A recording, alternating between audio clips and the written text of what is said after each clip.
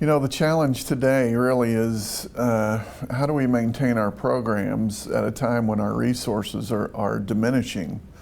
And, you know, for a period of several years, we're here at a small private university, and enrollment is a big part of the revenue that we have, and it's been challenging. So we have built programs and resources to support our teams. And as those diminish, how do we stay at the same level that we've been at? And you know, it's really been a challenge here at a private university. I see the same thing occurring with state universities as well. State funding is going down. I think a real advantage for us, at least in athletics, is that we have some natural programs that allow us to generate revenue. And it's more critical than ever that we're active in working in those programs to make sure that we can keep the resources to support our efforts.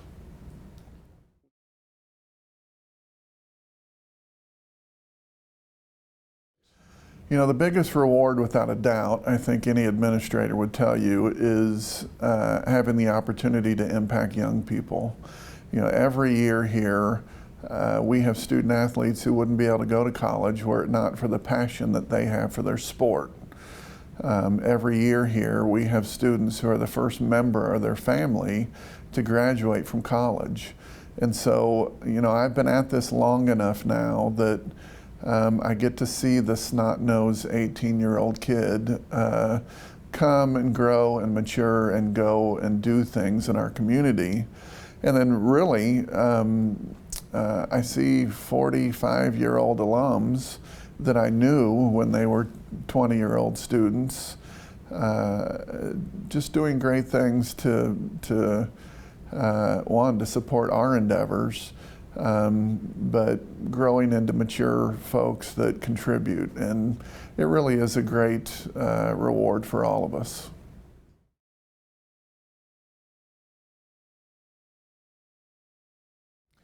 I spend most of my time thinking about the experience that we're providing our student athletes.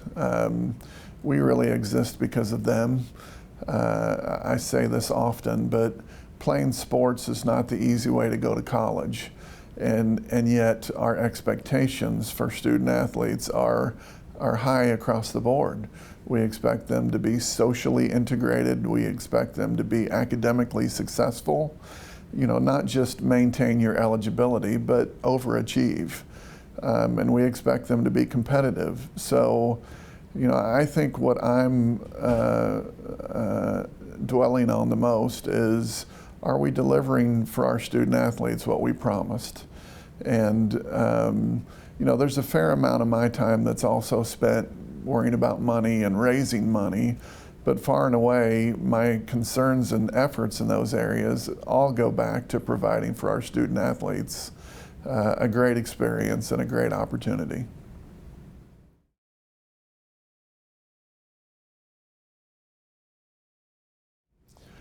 You know, the best advice I was given, my career in sports started in baseball. I worked for the Oklahoma City 89ers. And our boss, our general manager, his name was Jim Weigel.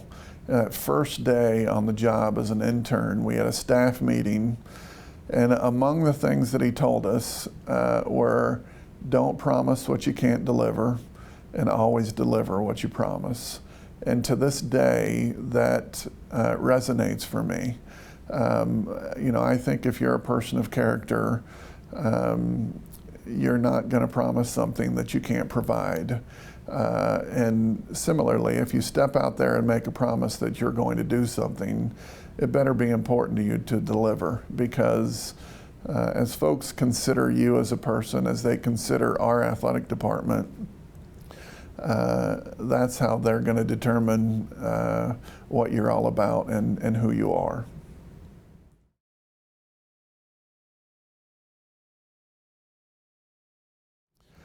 You know, I'm not the most technologically proficient person, but I'd say I'm probably above average. It's weird to think that 12 years ago, we just sort of had the start of Facebook, and you know, 12 years later, Facebook, the kids say, well, Facebook's for old people. So, you know, I'm proud that we have pushed ahead from a technological standpoint. I use Twitter pretty extensively. I host a weekly Twitter chat called SCA Chat. And the whole idea of the chat is to just bring guys and administrators together to exchange ideas. So I would say that I'm above average technologically. It's always changing. What I tend to do is I just kind of stick my foot into the water a little bit. So years ago, I joined Twitter. I never did anything with it, and eventually and slowly started taking advantage of it. But the world is so much smaller today, and particularly at a small college, our resources are so few that we have to be able to take advantage of the technological side of things. And I really expect that my staff is going to be versatile. So if I can't just rely on my staff of 20 people to handle the technological side, to some extent, I'm going to be involved in that, and I expect everyone else to be involved as well.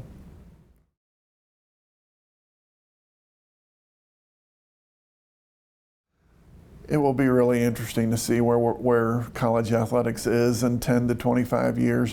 Number one, I think we're going to be as solid as ever.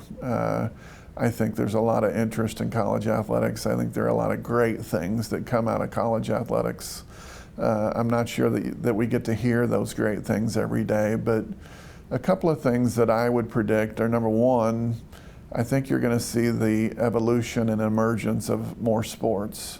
You know, we're just a year away in the NAI from cheerleading being a national championship sport. I think it's a phenomenal thing. And I think you're going to continue to see sports like lacrosse, women's wrestling, some of these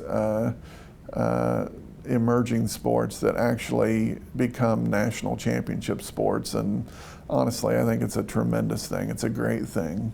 I think what you're also going to see in the next 10 to 25 years is you're going to continue to see the separation that is starting now between the Big Five schools, the power conference schools, and the rest of us. I work in small college athletics, and I would define that as NAI, Division II, Division III. I think you're going to see schools like us continue to embrace the opportunity that we have to complement a college campus and to complement the college experience. And it's not to say that the schools at the highest level don't do that. I think they very much do. But I think you've seen the first step for them to gain autonomy. In fact, they have it. I think there are a number of institutions that are uncertain about the future. They're wondering, what is the trickle down going to be? And it really is the million-dollar question. But it will be very interesting for me to see where this sorts out. And you have major institutions that suggest that they're not going to become an entirely commercial enterprise, but it will get harder and harder to separate that college athletic experience from a professional experience, I think.